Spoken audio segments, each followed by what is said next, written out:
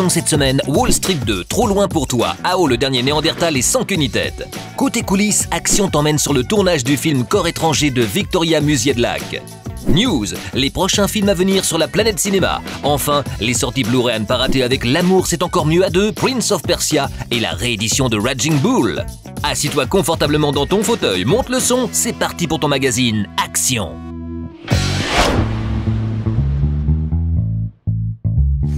Quelqu'un m'a rappelé que j'avais dit un jour « L'avidité, c'est bien ». Apparemment, c'est devenu légal. Et j'ai peut-être passé trop de temps en prison. Une montre et un téléphone portable. Mais parfois, c'est le seul endroit où on peut rester sain d'esprit. En regardant dehors à travers les barreaux, on se demande « Est-ce qu'ils sont tous devenus cinglés ?»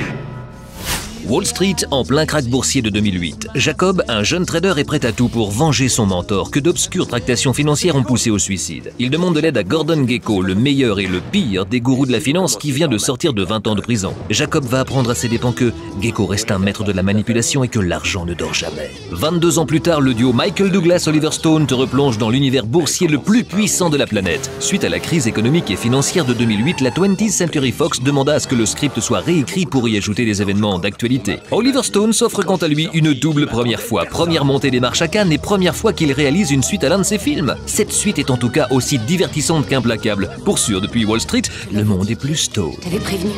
Entrer, c'est rien. C'est sortir qui est difficile. C'est une menace? Absolument. Je serai ici et toi là-bas, et on continuera à distance. Parce que je suis dingue de toi. Moi aussi, je suis dingue de toi. Tu veux un câlin? Ouais. Viens là, mon grand. Un gros câlin. Pourquoi tu fermes les yeux? Toi, tu fermes pas les yeux? Non. Erin, la trentaine, est stagiaire dans un journal à New York. Garnett, lui, est tout juste célibataire et travaille dans un label musical dans la même ville. Un jour, ils se rencontrent et c'est le coup de foudre. Mais Erin doit retourner à San Francisco finir ses études. Et l'amour à distance est réputé pour ne pas faire long feu. Mais nos deux tourtereaux ont l'air d'avoir envie que ça dure.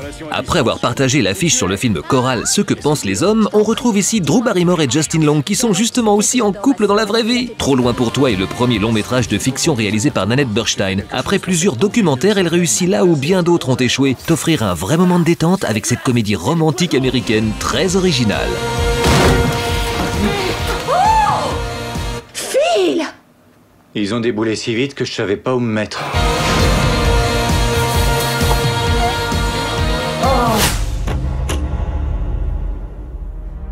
Je veux retourner là où je suis né.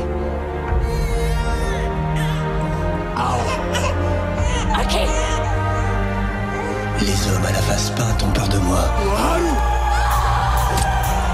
Je suis seulement différent d'eux.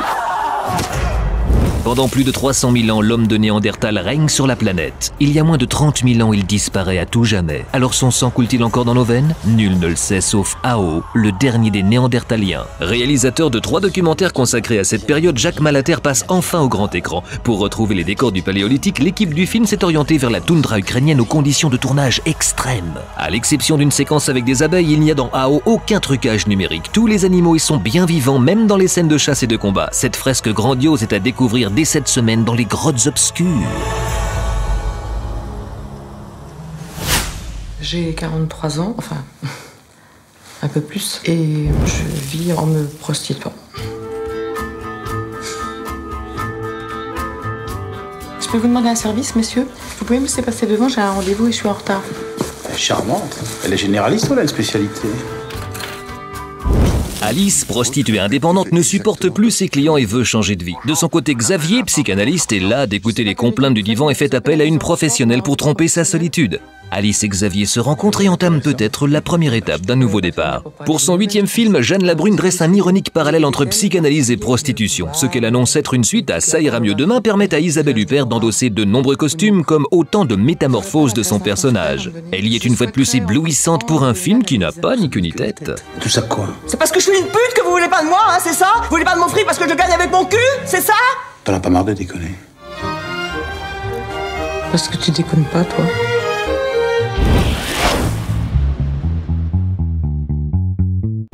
Le Le court-métrage est, dit-on, l'antichambre du long-métrage. Action met à l'honneur cette semaine cet exercice de style avec le tournage de Corps étranger de Victoria Musier-de-Lac.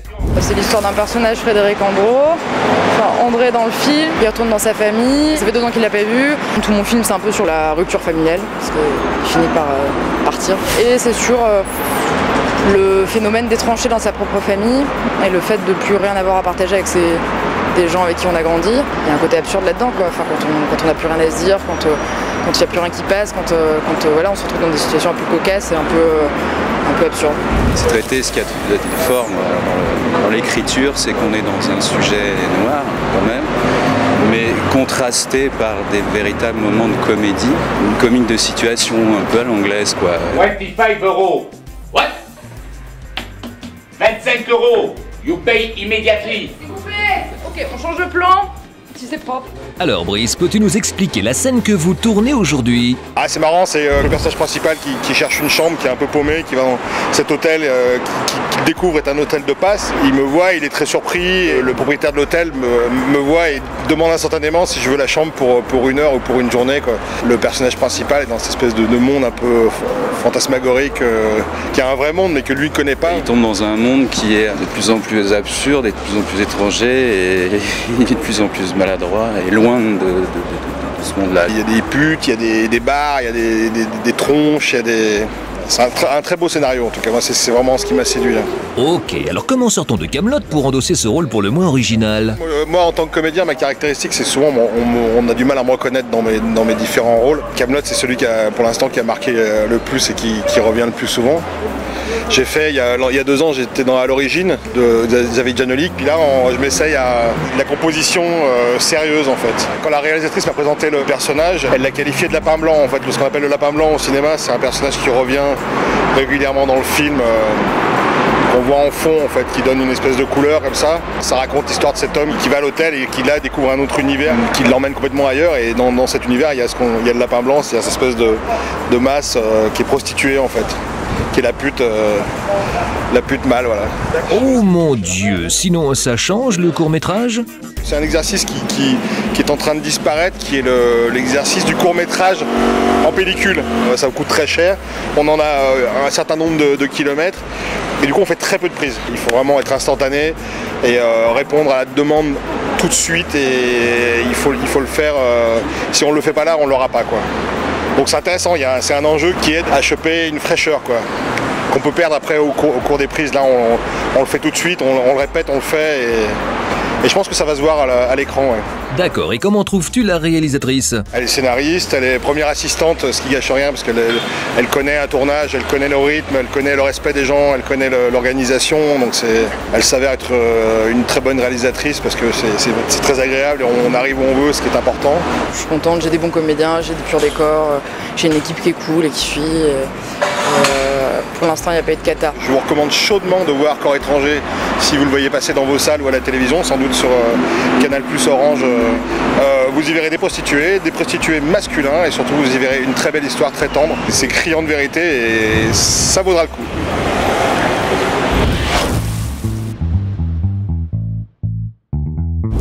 C'est merveilleux de vous voir, Gandalf. Ah, Frodon, comme tu as raison. Surtout que d'après Ian McKellen, la Warner Bros. Souhaite enfin démarrer la production de The Hobbit en janvier 2011. Après maintes et maintes péripéties, l'inoubliable interprète de Gandalf devrait reprendre son personnage dans ce diptyque qu'on meurt d'impatience de découvrir. Cependant, plusieurs interrogations restent sans réponse. Martin Freeman sera-t-il finalement Bilbo ou pas? La réalisation des 2 films sera-t-elle assurée par Monsieur Peter Jackson ou un autre? Réponse à venir, mon seigneur. Russell Crowe rejoint le casting de The Man with the Iron Fist, premier long métrage réalisé par RZA, un des rappeurs du Wu-Tang Clan. RZA a coécrit le scénario de ce film d'arts martiaux avec Eli Roth, réalisateur des 2 Hostels, ce dernier étant également producteur du film aux côtés de Quentin Tarantino. RZA retrouve donc Russell Crowe après une première rencontre sur American Gangster. Le film entrera en production en décembre à Shanghai pour une sortie en 2011. Noomi Rapace, l'actrice révélée par la trilogie Millennium, tiendra le rôle féminin principal de Sherlock Holmes 2. On spécule que la comédienne suédoise incarnerait une bohémienne française qui ferait tourner la tête au héros du film. Robert Downey Jr. et Jude Law affronteront le vilain Moriarty, qui pourrait être interprété par Brad Pitt. Guy Ritchie, lui, demeure réalisateur pour ce séquel dont le tournage débutera un peu plus tard dans l'année. Alors il n'y a pas une minute à perdre. Élémentaire, mon cher Robert. Universal Pictures vient de dévoiler le synopsis du 5e volet de la franchise Fast and Furious. J'ai déjà vu ça quelque part.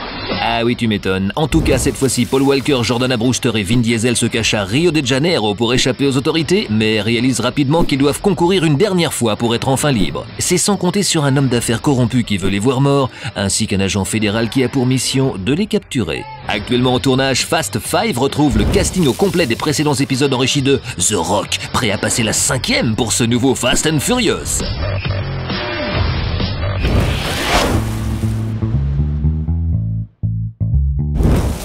Son regard.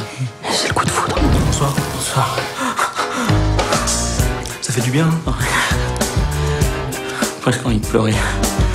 Tellement belle, tellement douce. Si vous la voyez, attention, je peux frapper. Hein. Michel rêve d'une rencontre parfaite alors que son ami Vincent a un sexe à la place du cerveau, jusqu'au jour où Angèle et Nathalie entrent dans leur vie. Dérision, émotion et justesse sont les ingrédients de cette comédie irrésistible menée par un casting ultra complémentaire et toujours au service du rire. Côté bonus, un making-of de 31 minutes, les scènes coupées et alternatives du film et un bêtisier hilarant à te procurer au plus vite. La dague a le pouvoir d'anéantir l'humanité. Certains ont juré de la protéger. D'autres sont prêts à tout pour la posséder. Et d'autres ont un destin qui en dépend. Un prince rebelle unit ses forces avec une mystérieuse princesse pour protéger une dague capable de libérer les sables du temps. Un don de Dieu qui inverse le cours du temps dans le but de régner en maître absolu sur le monde. Adapté du célèbre jeu vidéo, ce blockbuster made in Disney remplit parfaitement son rôle de divertissement familial. L'image du Blu-ray est à couper le souffle et en bonus, un making-of interactif, 66 mini-reportages sur les coulisses du film et les scènes coupées.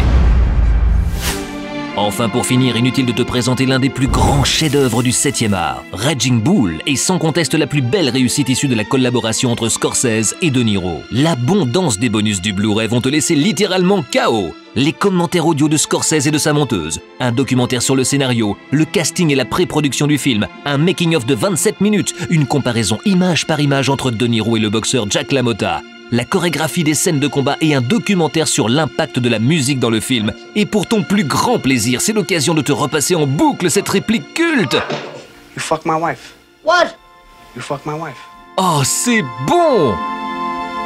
Action, c'est fini pour aujourd'hui. Rendez-vous la semaine prochaine pour un nouveau numéro de ton magazine ciné préféré. Et comme le dit Godard, la photographie, c'est la vérité. Et le cinéma, c'est 24 fois la vérité par seconde. Coupé!